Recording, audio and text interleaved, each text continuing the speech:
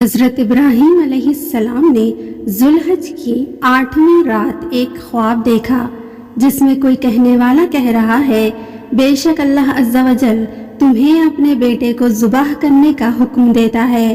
آپ صبح سے شام تک اس بارے میں غور فرماتے رہے کہ یہ خواب اللہ عز و جل کی طرف سے ہے یا شیطان کی جانب سے۔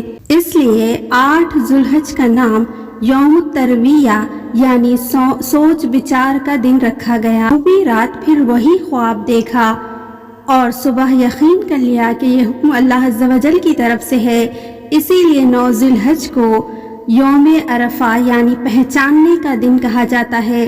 10ویں رات پھر وہی خواب دیکھنے کے بعد آپ علیہ السلام نے صبح اس خواب پر عمل کرنے یعنی بیٹے کی قربانی کا پکا ارادہ فرما لیا، جس کی وجہ سے 10 ذوالحج کو یوم النحر یعنی ذبح کا دن کہا جاتا ہے۔